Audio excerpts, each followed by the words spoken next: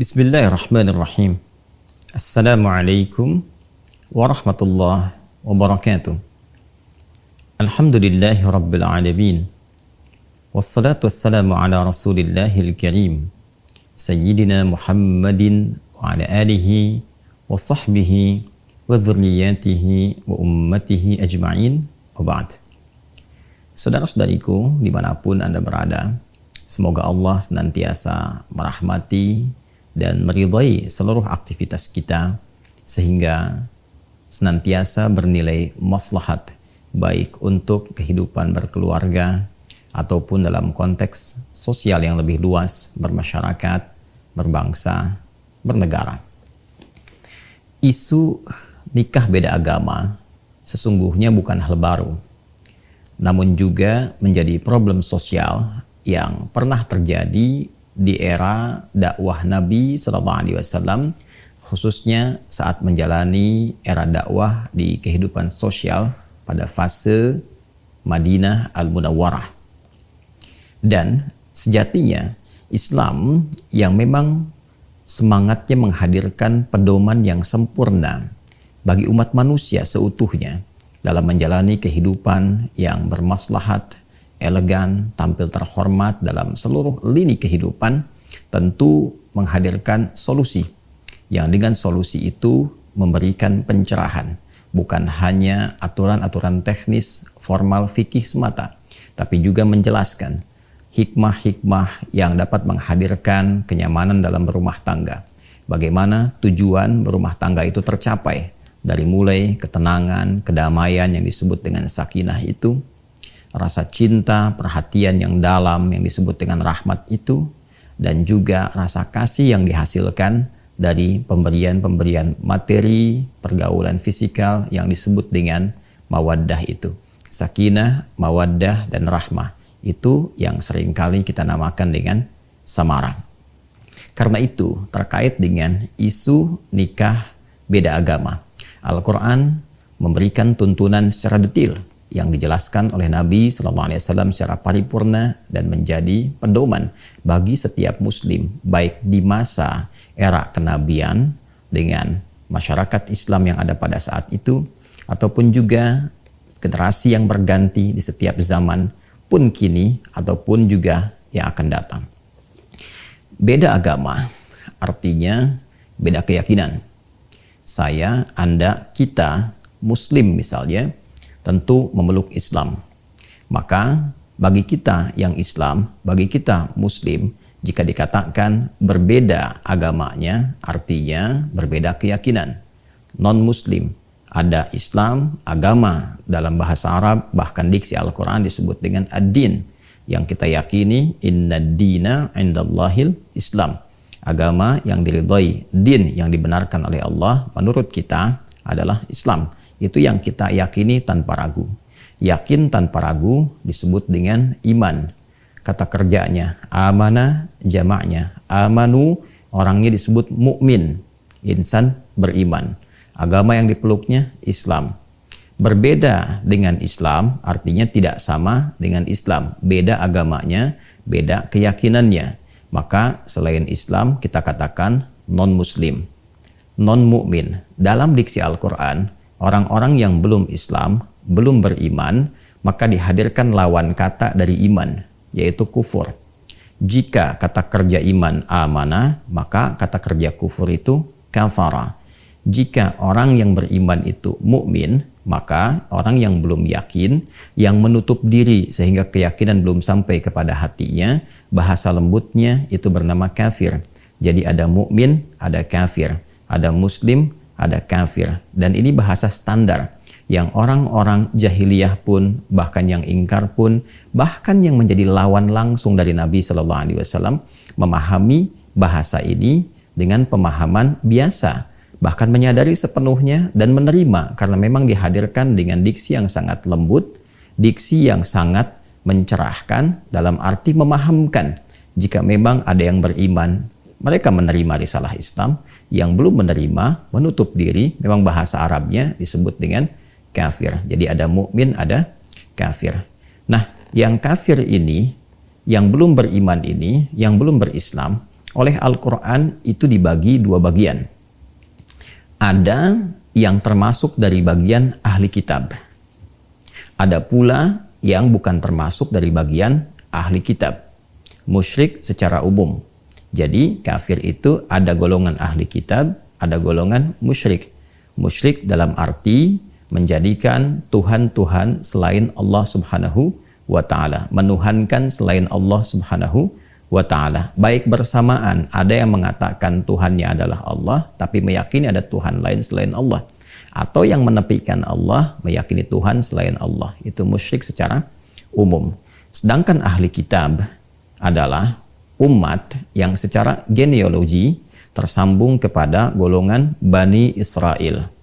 Hamba-hamba yang tersambung kepada umat-umat nabi-nabi yang seluruh nasabnya tersambung kepada Nabi Ibrahim alaihissalam, dari jalurnya Ishak alaihissalam ke Nabi Yakub, Nabi Yusuf, terus selanjutnya sampai ke Musa alaihissalam, kemudian juga ada Daud, ada Sulaiman, sampai nanti ke Nabi Isa alaihissalam. Umumnya dari jalur ahli kitab ini nanti melahirkan Yahudi dan Nasrani. Disebut dengan ahli kitab karena memiliki sifat. Sifatnya adalah mereka pernah mendapati kitab yang dituntunkan kepada nabi-nabi mereka, seperti Taurat kepada umatnya Nabi Musa alaihissalam, Injil kepada umatnya Nabi Isa alaihissalam. Di dalamnya ada informasi tentang kenabian Rasulullah SAW. Mereka percaya sepenuhnya, mereka yakin sepenuhnya bahwa akan ada nabi penutup, ya, nabi yang diutus sebagai penutup para nabi, yang sangat mulia, yang sangat istimewa, yang bahkan sudah viral di kitab mereka. Dan ini dilestarikan informasinya di dalam Al-Quran, baik itu harapan mereka sebelum nabinya hadir, seperti di Quran surah kedua Al-Baqarah di ayat 89, dan ditegaskan kembali di ayat 101. Di ayat 89 Allah menegaskan bahkan walamma ja'ahum kitabum min indillahi musaddiqul lima ma'hum wa kanu min qablu yastaftihuna 'alal ladzina kafaru falamma ja'ahum ma 'arafu kafaru bih fala'natullahi 'alal kafirin. Dan ingatlah, ketahuilah tatkala mereka itu berharap-harap akan datangnya nabi penutup yang diutus, nabi yang istimewa, yang melengkapi misi risalah nabi-nabi sebelumnya, dan mereka meyakini ini nabi yang paripurna. Maka tatkala dihadirkan informasinya di kitab mereka dan hadir nabinya, ternyata mereka tidak menerima itu semua, karena apa yang mereka harapkan bahwa keturunan dari nabi itu genealoginya tersambung kepada keturunan kakek moyang mereka dari jalurnya Ishak alaihissalam, yang seperti tadi telah diuraikan, ternyata Allah memilih dari jalurnya Nabi Ismail alaihissalam.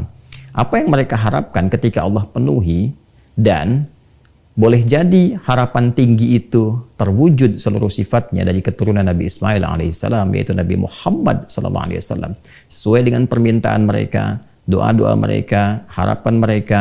Tapi ternyata karena bukan dari jalur keturunan yang sama, mereka tidak menerima itu. Ada yang tertutup keadaan dirinya hanya karena bukan dari anggota jalur genealoginya. Ada pula nanti persoalan-persoalan lain yang mengiringi. Pada intinya, mereka adalah orang-orang yang meyakini kenabian Nabi Muhammad, namun pada masa itu belum menerima risalah Nabi Muhammad SAW karena faktor-faktor tadi, ya, ada rasa-rasa kurang bisa menerima karena keterkaitan genealogi, ada juga kekhawatiran duniawi atau faktor-faktor godaan-godaan setan yang barangkali terakumulasi dari sifat penolakan mereka. Orang-orang ini pada dasarnya menyadari, meyakini kenabian Nabi Muhammad SAW, namun belum terbuka keadaan hatinya. Nah, ini adalah golongan ahli kitab. Jadi mereka umat yang secara genealogi tersambung kepada Bani Israel, bisa Yahudi, bisa Nasrani, dengan syarat mengakui kenabian Nabi Muhammad SAW, meyakininya, bahkan mereka tahu tanda-tandanya. Diviralkan di surah Al-Baqarah itu. Alladzina atainahumul kitaba ya'rifunahu kama ya'rifuna abna'ahum wa inna fariqam minhum layaktumuna al-haqqa wa hum ya'lamun. Orang-orang itu sebetulnya telah mengetahui karena viral tentang tanda-tanda Nabi Muhammad itu di kitab mereka. Bahkan mereka mengenali Rasulullah seperti mereka mengenali anak mereka sendiri. Cuma karena faktor-faktor tertentu, mereka kemudian mencoba untuk menepikan, bahkan menyembunyikan info itu pada keturunan setelahnya. Nah, orang-orang ini secara singkatnya disebut dengan ahli kitab. Selain dari itu, walaupun mungkin ada yang menyandarkan dengan keturunan dari Yahudi, ataupun mungkin juga keturunan dari Nasrani yang kelak kemudian juga akan melahirkan diksi yang baru yaitu Kristen. Nah, bila ini tidak terpenuhi dalam arti tidak meyakini kenabian Nabi Muhammad SAW. Bahkan ada isyarat di dalam Al-Quran pada generasi-generasi selanjutnya setelah itu ada yang mencoba menghilangkan juga ya jejak viralnya Nabi Muhammad di kitab-kitab itu. Sehingga tidak tampak di kitab mereka itu informasi tentang Nabi Muhammad SAW. Tidak terdapat di kitab-kitab selanjutnya berita tentang Nabi Muhammad SAW. Sehingga dengan itu konsekuensinya generasi yang selanjutnya tidak mengenal Nabi Muhammad, tidak meyakini kenabian Nabi Muhammad SAW. Bahkan saat yang bersamaan banyak menyoal risalah, bukan hanya meragukan tapi juga menolaknya. Maka golongan ini sekalipun menyebut dirinya dengan Yahudi ataupun bahkan menisbatkan dengan Nasrani atau bahkan Kristen, tidak masuk pada golongan yang pertama disebut dengan ahli kitab. Ini mesti diklirkan terlebih dahulu. Jadi orang-orang kafir non-muslim yang tidak beriman, beda agama, beda keyakinan dengan apa yang kita peluk sebagai muslim, itu dibagi dua bagian, ahli kitab dan non ahli kitab atau musyrik secara umum. Musyrik dalam arti meyakini ada Tuhan lain selain Allah. Ini yang dimaksudkan di pembuka surah Al-Bayyinah, surah ke-98 di ayat yang pertama itu. Lam yakunil ladzina kafaru min ahlil kitabi wal musyrikina munfakkina hatta ta'tiyahumul bayyinah. Ya, dan tidak akan pernah terjadi bagi orang-orang kafir itu. Orang-orang kafir itu dibagi dua di ayat ini. Ada golongan ahli kitab, termasuk juga golongan musyrik, seperti yang telah tadi saya sampaikan. Jadi saya ingin tegaskan bahwa ayat ini memberikan kesan bahwa orang-orang non-muslim ada dua golongan, ahli kitab dan orang-orang yang musyrik secara umum. Pada umumnya, kata Al-Quran, keduanya punya karakteristik yang serupa. Sebelum datang bukti yang otentik, sulit bagi mereka untuk menerima risalah kenabian Muhammad Sallallahu Alaihi Wasallam. Hanya secara sifat, karakter, genealogi keduanya berbeda. Apa kaitan dengan nikah beda agama? Di era kenabian Nabi Muhammad SAW sudah jelas ada tuntunan dan diberikan pencerahan secara psikologis, ya, secara juga pendekatan sosial. Tentu orang-orang yang meyakini, orang-orang yang mengakui hanya karena faktor tertentu belum bisa menerima, itu lebih dekat dan lebih mudah untuk dicerahkan. Jika memang bukti-bukti yang tampak itu bisa hadir dalam jiwanya, diyakini, diketahui, dan mengalahkan keangkuhan-keangkuhan yang mungkin hadir karena faktor-faktor tertentu lainnya, mungkin karena perasaan dan sebagainya. Itu lebih mudah untuk dijelaskan dibandingkan dengan orang yang menolak sama sekali, tidak mau tahu, dan membutuhkan penguat-penguat lain, hal-hal yang bukan hanya informatif, tapi yang bersifat meyakinkan dan mengalahkan logika-logika yang mungkin telah terbangun serta terakumulasi jauh sebelumnya. Maka dari itu, Al-Quran memberikan sifat bijak. Yang pertama, bagi golongan ahli kitab, Allah Subhanahu wa Ta'ala menurunkan firman-Nya. Terdapat nanti di surah yang kelima, surah Al-Ma'idah, di ayat yang kelima. Surah yang kelima, di ayat yang kelima. Di antara rangkaian ayat ini, Allah memberikan satu ketentuan khusus bagi kalangan ahli kitab. Wal muhsanatu minal ladzina utul kitaba min qablikum. Dan khusus bagi golongan perempuan ahli kitab. Wal muhsanatu minal ladzina utul kitaba min qablikum. Khusus untuk perempuan yang ahli kitab dari genealogi yang tersambung sebelum kalian itu. Jadi di sini dari golongan non-muslim yang kafir, dari ahli kitab, tapi yang perempuannya. Bagi laki-laki muslim yang ingin memang merajut tali pernikahan kekeluargaan dengan tujuan menjaga diri, menghindarkan dari perbuatan zina, hal yang tidak baik, bukan untuk menyalurkan orientasi seksual tanpa aturan atau memelihara perempuan dengan perlakuan yang tidak layak, tidak benar. Kata Al-Quran, khusus bagi pria-pria muslim yang memang serius berumah tangga untuk mewujudkan hikmah-hikmah kehidupan berumah tangga, sakinah, mawaddah, rahmah, memberikan bimbingan yang benar, boleh pria muslim itu menikahi perempuan dari kalangan ahli kitab. Ingat ya, ingat baik-baik bahwa redaksinya pria muslim dengan perempuan ahli kitab, tidak sebaliknya. Jadi yang dibenarkan adalah jika ada prianya, laki-lakinya muslim, perempuannya ahli kitab. Jadi bukan perempuannya muslimah, laki-lakinya ahli kitab, bukan. Jadi laki-lakinya muslim, perempuannya ahli kitab. Dan yang dimaksud ahli kitab yang saya jelaskan tadi, meyakini, mengakui kebenaran risalah Nabi Muhammad SAW, namun belum beriman, ya, belum masuk Islam, belum bersyahadat karena faktor-faktor tertentu. Tapi ada pengakuan dalam dirinya, ada kebenaran yang dia akui, dia tahu tentang itu, ya, maka dengan keadaan dirinya sebagai perempuan dan hikmahnya dalam kehidupan rumah tangga, laki-laki diposisikan sebagai pemimpin yang mengatur, membimbing, mengayomi, menyayangi, sehingga dalam posisi itu bisa membina rumah tangga dengan baik, membimbing istrinya, mengarahkan, memberikan pencerahan, sehingga diharapkan dengan itu, pertama, dapat menerima risalah Islam dengan baik. Itu satu. Yang kedua juga, meminimalisir konflik-konflik yang mungkin terjadi dalam kehidupan rumah tangga, sehingga dengan itu potensi-potensi untuk tetap bisa memberikan nafkah, kebaikan-kebaikan, perlindungan, dan kemuliaan lain dalam kehidupan rumah tangga yang mendekatkan pada samara itu lebih dapat terwujud. Sebaliknya, Islam melarang tegas bagi perempuan muslimah untuk menikah, berumah tangga, ya, berhubungan secara formal, ya, dan apalagi non formal, itu sangat dilarang, ya kan? Dengan laki-laki dari kalangan ahli kitab. Jadi perempuannya muslimah, laki-lakinya non-muslim, kafir dari ahli kitab, itu tegas dilarang, haram hukumnya, tidak diperkenankan. Karena ayat ini hanya membolehkan laki-laki muslim dengan perempuan ahli kitab. Ya, apa hikmahnya? Ya, berkebalikan dari apa yang tadi diuraikan. Karena laki-laki itu sifatnya dominan, dikhawatirkan nanti mengendalikan yang perempuan muslimahnya.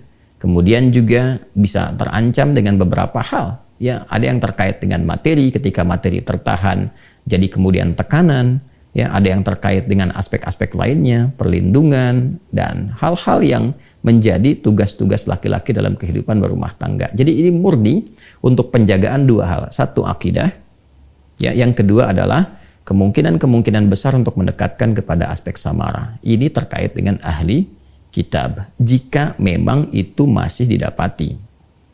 Tapi jika itu tidak ditemukan, seperti generasi-generasi kekinian yang tadi saya sampaikan dengan cukup panjang lebar, secara singkat saya coba uraikan, bahwa berganti generasi sudah berbeda persepsinya, karena informasi yang sampai pada generasi berikutnya, bahkan sampai kini, tidak didapati keterangan Nabi Muhammad SAW. Sehingga pertentangannya begitu besar, penolakannya begitu tinggi, bahkan bukan sekedar penolakan, pengakuan akan ketuhanan pun sudah menjadi musyrik total, dalam arti memang meyakini Tuhannya bukan Allah, bukan hanya ada Tuhan lain selain Allah, bahwa yang ada keyakinannya adalah Tuhannya bukan Allah. Maka ini sudah bukan lagi disebut dengan ahli kitab. Sekalipun boleh jadi ada yang menyematkan dirinya dengan nama Yahudi atau bahkan Nasrani, atau disebut juga sekarang, ya, berbeda dengan Nasrani, ada diksi lagi yaitu Kristen. Nah, jadi Kristen saat ini jika tidak mengakui kenabian Nabi Muhammad SAW, jika tidak kemudian mengimani Nabi Muhammad SAW sebagai nabi penutup dan meyakini bahwa Allah itu Subhanahu wa taala sesungguhnya adalah Tuhan, walaupun barangkali ya ada meyakini Tuhan selain Allah, itu tidak masuk dalam kategori ahli kitab. Apalagi jika memang sudah menolak Allah sebagai Tuhan, Nabi Muhammad itu bukan nabi, bukan rasul, ya dan seterusnya, dan menganggap Islam totally different, sangat berbeda, maka itu tidak masuk dalam golongan ahli kitab. Maka tidak berlaku hukumnya yang di Al-Maidah ayat kelima. Maka Allah menurunkan ayat khusus di dalam Al-Quran surah kedua Al-Baqarah di ayat 221. Allah berfirman, "Wala tankihul musyrikati hatta yu'min. Wala amatun mu'minatun khairum min musyrikati walau a'jabatkum. Wala tunkihul musyrikina hatta yu'minu. Wala 'abdun mu'minun khairum min musyriki walau a'jabakum. Ulaika yad'una ilan nari wallahu yad'u ilal jannati wal maghfirati bi'idzni." Dan janganlah kalian menikahi perempuan yang musyrik. Artinya golongan kedua dari non-muslim, dari yang belum beriman. Sampai perempuan-perempuan itu beriman. Sungguh, bila pun ada seorang budak yang secara sosial dipandang kelasnya rendah, namun dia beriman, itu lebih utama untuk dinikahi dibandingkan dengan perempuan musyrik yang belum beriman, walaupun secara fisik misalnya atau status sosial begitu menarik.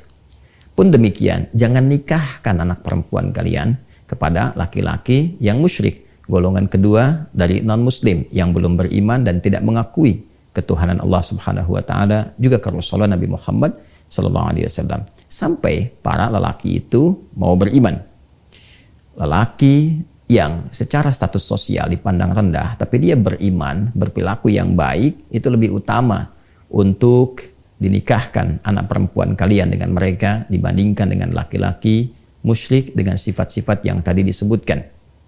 Sungguh mereka berpotensi membawa anak-anak kalian jika nekat untuk dinikahkan kepada situasi-situasi yang sulit, bahkan terancam saat kembali kepada Allah Subhanahu wa taala dengan ancaman-ancaman yang nyata. Karena itulah kemudian berpalinglah kepada ketetapan Allah yang lebih mengarahkan kepada nilai kemuliaan, nilai-nilai kebahagiaan, dan demikian Allah menjelaskan kepada kalian ketentuannya supaya kalian mengerti dan lebih mendekatkan diri kepada Allah Subhanahu wa taala. Ternyata ayat ini memberikan penegasan. Pertama, larangan menikah antara laki-laki dan perempuan beda agama. Baik itu laki-lakinya muslim dengan perempuan non-muslim atau sebaliknya, perempuan muslimah dengan laki-laki non-muslim dalam keadaan kafir. Kategori yang kedua yaitu musyrik kafir dan musyrik secara bersamaan, bukan dari golongan ahli kitab. Jadi mutlak dilarang, mutlak diharamkan. Yang kedua, Allah menegaskan bahwa tujuan berumah tangga itu sejatinya adalah membangun ketakwaan, membangun kedekatan dengan Allah Subhanahu wa taala dengan cara meningkatkan ibadah, meningkatkan amal saleh, dan meniatkan kehidupan rumah tangga itu untuk mendekat kepada Allah. Bagaimana itu bisa dibangun sedangkan pasangan hidupnya beda keyakinan? Dan ini problemnya juga akan mereduksi nilai-nilai sakinah yang sangat diharapkan dalam kehidupan rumah tangga. Coba Anda renungkan, Anda pikirkan, yang satu ke masjid, yang satu ke tempat ibadah lain. Di dalam rumah didapati situasi yang berbeda. Nanti ketika muncul anak, muncul problem lagi. Mau dibawa kemana anak itu? Dan seterusnya. Belum problem warisan, belum problem nanti dari kedua keluarga. Dan ini akan menyulitkan. Karena itu bertakwalah kepada Allah Subhanahu wa ta'ala.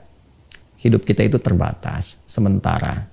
Kita itu hanya bertugas. Satu saat kembali kepada Allah Subhanahu wa ta'ala. Jangan kemudian hukum-hukum yang nyata yang memang sudah disiapkan untuk memberikan kedamaian, ketentraman, diutaati kembali dan menampilkan semangat-semangat baru dengan kata-kata diksi yang baru seakan-akan benar, dengan frame toleransi, dengan frame misalnya kearifan sosial dan sebagainya. Sungguh semua itu tidak akan bisa menghadirkan ketenangan-ketenangan, samara yang memang desain mendapatkan itu telah ditetapkan sesuai dengan ketentuan yang menciptakan kita semua. Ini bukan bagian dari sifat intoleran, tidak. Tapi sungguh ini bagian dari penjagaan kepada kita semua. Justru ini bagian dari sifat toleransi tertinggi. Toleransi itu mengharapkan semua orang mendapatkan kebaikan, kebahagiaan, kenyamanan. Toleransi yang dipaksakan tidak akan mewujudkan kebahagiaan, kenyamanan itu. Apalagi dalam kaitan dan balutan kehidupan berumah tangga. Inilah perwujudan yang benar, perwujudan yang nyata dengan keyakinan kita sebagai muslim. Nasihat ini, pernyataan ini ditujukan bagi umat Islam. Sekali lagi, bagi umat Islam. Dan kita sangat menghargai dari yang non-muslim. Jika memang di ketentuan non-muslim, di Indonesia ada Kristen, ada Hindu, ada Buddha, ada Konghucu, dan yang lainnya, kita menghormati semua hukum yang terkait dengan ketentuan-ketentuan di keyakinan saudara-saudari kita. Kita menyayangi mereka dalam kehidupan berbangsa, bernegara. Tapi juga kita punya kewajiban menjaga keyakinan akidah yang kita yakini ini yang dijamin oleh undang-undang. Ini yang pertama. Dan jangan sampai ketentuan hukum ini menjadikan kita misalnya potensial melahirkan konflik sosial. Tidak. Dari dulu sudah biasa saja. Dari dulu biasa saja. Jadi ini aturan untuk menjaga akidah dan menunjukkan keseriusan dalam beragama. Dan ini bukti otentisitas keberagamaan itu. Ini bagian pertama. Yang kedua, saya pun ingin mengajak kepada rekan-rekan di ulama, di para ustadz, kiai, habib, ya, agar bersikap lebih objektif, satu, lembut, tapi dalam saat yang bersamaan juga tegas menyampaikan nilai-nilai agama yang terkait dengan aspek akidah. Ya, karena akidah sangat menentukan. Iman kunci utama untuk mendapatkan rahmat Allah, baik dunia apalagi akhirat. Karena itu tolong jangan bermain-main dengan hukum, ya, kembali kepada ketentuan yang benar, dan kita berharap juga kita bisa menyempurnakan kajian-kajian, khususnya tafsir-tafsir yang pakemnya memang di Islam sudah jelas dan sudah terjaga. Kita ketahui bersama orang-orang yang mencoba untuk merubah hukum-hukum itu sampai menampilkan dalam bahasa mereka ijtihad baru, itu bukan ijtihad, ya, yang mengatakan dimungkinkan laki-laki ataupun bahkan perempuan muslim menikah dengan siapapun yang beda agama. Itu bukan ijtihad, ya. Itu kalaupun kita mau jujur, nasab pengetahuannya, informasinya semua tersambung pada pemahaman orientalis, yang kalau kita mau bahas lagi sangat panjang babnya, dari rasa frustasi yang didapati dalam kitab-kitab mereka yang mereka dapatkan saling bertentangan satu dengan yang lainnya, atau ketidakjelasan dalam beberapa hal, dan diharapkan itu terjadi pada Al-Quran, ternyata tidak terjadi sama sekali. Atau kita lihat para cendekiawan atau yang melabeli dirinya dengan ustadz atau nama-nama lainnya yang justru bertentangan pemikirannya dengan pakem yang telah ada, nasab informasinya tersambung ke para orientalis yang dimaksudkan. Dan kita memahami itu semua. Bagaimana Anda bisa belajar pada orang yang tidak meyakini Al-Quran? Bagaimana bisa Anda mengambil tafsir dari orang yang bahkan tidak yakin dengan kebenaran Quran dan mencari persoalan-persoalan dalam Al-Quran? Lalu Anda mengambil itu semua dan mempraktekannya. Apa pertanggungjawabannya di hadapan Allah Subhanahu wa Ta'ala? Tetap berpegang teguh pada ajaran yang benar. Mohon maaf terkait dengan akidah, kita memang mesti tegas, tapi jangan sampai ketegasan itu menjadikan kita kemudian hidup tidak harmoni dengan masyarakat di sekitaran kita. Tetap saling membangun, mencintai dan memakmurkan negeri yang kita pijak itu bersama-sama, berbineka tunggal ika, tapi dalam saat yang bersamaan juga mengamalkan apa yang negara jamin untuk memeluk agamanya masing-masing dan beribadah menurut agama dan kepercayaannya itu. Semua adalah pilihan. Anda dapat memilih seperti apa yang Anda inginkan, tapi juga kita tidak bisa menolak realita untuk bisa meninggalkan dunia ini dan kembali mempertanggungjawabkan apa yang kita perbuat di hadapan Allah Subhanahu wa Ta'ala. Adi Hidayat. Assalamualaikum warahmatullahi wabarakatuh.